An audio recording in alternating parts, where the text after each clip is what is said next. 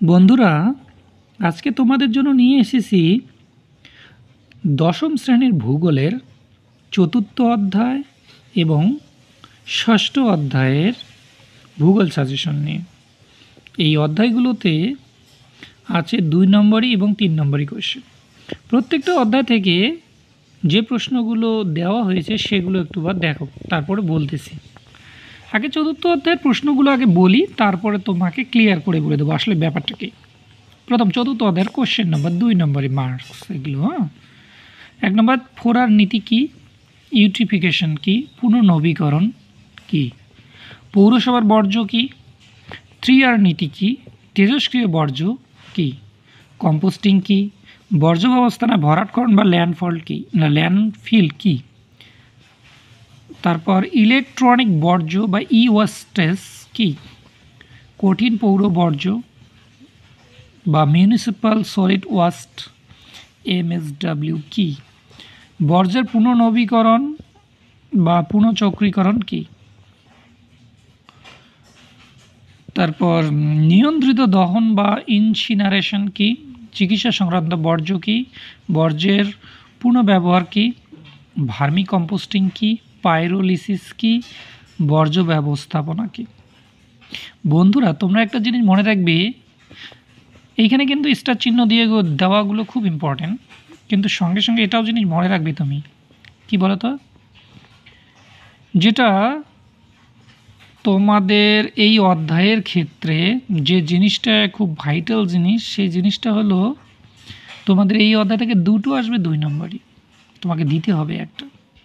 2টো আসবে 2 নম্বরই, তোমাকে দিতে হবে একটা। কিন্তু এই হিসাবেই আমি দিয়েছি, কিন্তু শর্ট কোশ্চেনগুলো দেখ না, স্টার চিহ্নগুলো দেখলেই তুমি পেয়ে যাবে আশা করি।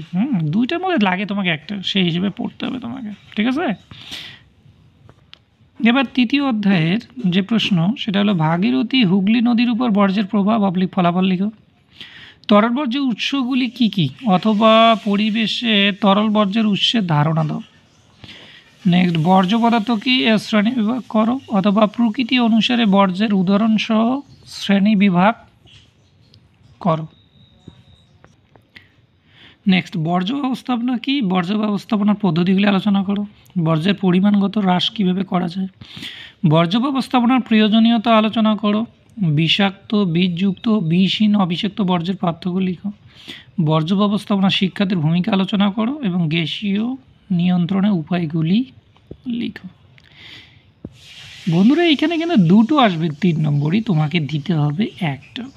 যে কটা স্টার চিহ্ন দেওয়া আছে সেই কটা পড়লে হবে, আসলে 14টা নেই এইখানে, 6-7টা 7টা কি 8টা রয়েছে প্রশ্ন, তার মধ্যে স্টার চিহ্নগুলো দিয়ে দেওয়াগুলো পড়লেই হয়ে যাবে, ঠিক আছে।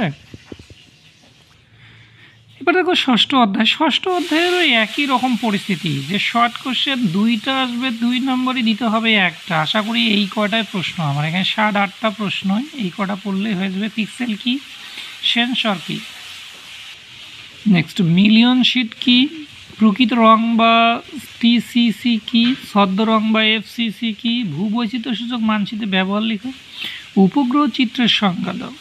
ভগ্নাংশ সূচক স্কেলের RF ব্যবহার লিখো। বৈচিত্র্য সূচক মানচিত্র কি। এই প্রশ্নগুলো হচ্ছে তোমার 2 নম্বরই। নেক্সট, উপগ্রহ চিত্রের ব্যবহার লিখো। 3 নম্বরে এগুলো কিন্তু, সূর্য ভূসমলয় উপগ্রহ, জিও স্টেশনারি স্যাটেলাইট ও সূর্য সমলয় উপগ্রহ বা সানসিনক্রোনাস স্যাটেলাইটের পার্থক্য লিখো। উপগ্রহ চিত্রের প্রয়োজনীয়তা আলোচনা করো, অথবা উপগ্রহ চিত্রের ব্যবহার ও গুরুত্ব আলোচনা করো। উপগ্রহ চিত্রের সুবিধা অসুবিধাগুলি লেখো। দূর সংবেদন বা রিমোট সেন্সিংয়ের সুবিধা গুরুত্ব ও অসুবিধাগুলি লিখো। ভূবৈচিত্র্যসূচক মানচিত্রের প্রয়োজনীয়তা বা উদ্দেশ্যগুলি লেখো। উপগ্রহ চিত্রের বৈশিষ্ট্য লিখো। উপগ্রহ চিত্রের ব্যবহার লিখো। এই প্রশ্নগুলো একটু তুমি খুব ভালো করে একটু দেখবে। আশা করি এই প্রশ্নের মধ্যে তুমি সমস্ত অ্যান্সারগুলো পেয়ে যাবে, আর না পেয়ে যাবে কি এর মধ্যে তুমি মাধ্যমিকে পেয়ে যাবে। আসলে কে কি বললে বলুক, তুমি এই প্রশ্নগুলো দেখবে, তুমি যত টেস্ট পেপার আছে এটাকে কভার করলেই হয়ে যাবে, আর এক্সট্রা কোনো আমাদের প্রয়োজন নেই। আশা করি এই ভিডিওটি দেখার জন্য তোমাদের সকলকে ধন্যবাদ।